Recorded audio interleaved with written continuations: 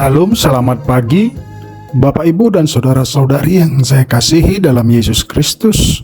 Sebelum kita mendengarkan firman Tuhan kita pagi hari ini, marilah kita berdoa.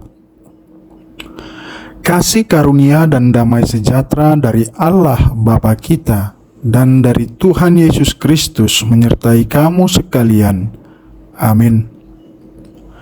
Bapak, Ibu, dan saudara-saudari yang terkasih, firman Tuhan pada pagi hari ini, Rabu tanggal 2 Juli 2025, diambil dari 1 Korintus pasal 11 ayat 11 sampai 12. Beginilah firman Tuhan. Namun demikian, dalam Tuhan tidak ada perempuan tanpa laki-laki, dan tidak ada laki-laki tanpa perempuan. Sebab sama seperti perempuan berasal dari laki-laki, demikian pula laki-laki dilahirkan oleh perempuan, dan segala sesuatu berasal dari Allah. Demikianlah pembacaan firman Tuhan. Bapak, Ibu, dan saudara-saudari, ada dua orang sahabat. Satu adalah seorang mekanik dan yang lain seorang dokter. Si mekanik berkata, "Kalau mobilmu rusak, kamu butuh aku. Tanpa aku, kamu nggak bisa ke rumah sakit pun." Si dokter tertawa dan menjawab, "Tapi kalau kamu sakit, kamu juga butuh aku. Tanpa aku, kamu nggak bisa memperbaiki mobil orang lain." Mereka kemudian sadar, tidak ada yang lebih penting. Mereka berbeda, tapi sama-sama dibutuhkan. Demikian juga dengan laki-laki dan perempuan. Peran kita berbeda, tapi nilainya sama di hadapan Allah.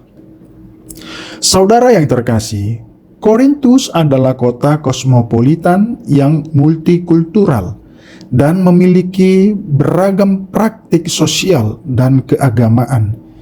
Jemaat di Korintus terdiri dari berbagai latar belakang, Yahudi, Yunani, dan Romawi, dengan norma gender yang berbeda. Masalah dalam pasal ini berkaitan dengan praktik ibadah, khususnya penutup kepala perempuan saat berdoa. Dalam budaya Yunani Romawi, ada struktur patriarkal yang kuat. Laki-laki dianggap lebih tinggi statusnya dari perempuan. Namun Paulus mengkoreksi pandangan ini dengan memberi pandangan menurut firman Tuhan bahwa di dalam Tuhan ada relasi saling ketergantungan antara laki-laki dan perempuan. Ayat 11 sampai 12 muncul sebagai semacam penyeimbang setelah Paulus memberikan pandangan firman Tuhan mengenai hubungan laki-laki dan perempuan dalam konteks ibadah. Ayat ini menyatakan bahwa di dalam Tuhan laki-laki dan perempuan saling bergantung, tidak superior satu atas yang lain. Paulus menekankan bahwa meskipun ada perbedaan peran atau asal-usul, tidak ada superioritas di antaranya. Laki-laki dan perempuan memiliki nilai yang setara di hadapan Allah. Ayat 12 menggarisbawahi fakta biologis bahwa meskipun perempuan pertama berasal dari laki-laki, namun semua laki-laki selanjutnya dilahirkan oleh perempuan. Artinya, tidak ada satu pihak pun yang bisa berdiri sendiri. Paulus menutup dengan sebuah pengingat penting. Semua ciptaan, peran, dan relasi manusia bersumber dari Allah yang menjadi fondasi untuk kerendahan hati dan saling menghormati. Saudara yang terkasih, di tengah masyarakat saat ini yang kerap menonjolkan superioritas satu gender atas gender yang lain.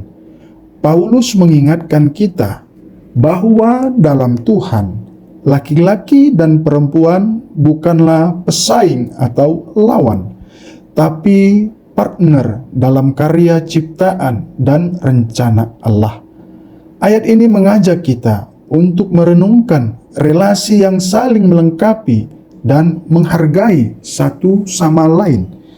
Kita diajarkan untuk menghargai orang lain, khususnya lawan jenis, sebagai rekan sejalan dalam hidup dan pelayanan. Jangan menilai orang dari perannya, tapi lihatlah bahwa Tuhan memakai setiap orang untuk tujuannya. Dan ingatlah bahwa segalanya berasal dari Allah. Sikap rendah hati adalah dasar dari hubungan yang sehat dan penuh hormat. Amin. Mari kita berdoa. Ya Tuhan Allah Bapa kami yang kami sembah di dalam Yesus Kristus, ajar kami untuk melihat sesama kami bukan sebagai pesaing, tapi sebagai partner yang Engkau tempatkan dalam hidup kami. Tolong kami untuk menghargai dan mendukung mereka seperti Engkau menciptakan kami untuk saling melengkapi. Dalam nama Yesus Kristus kami berdoa. Amin.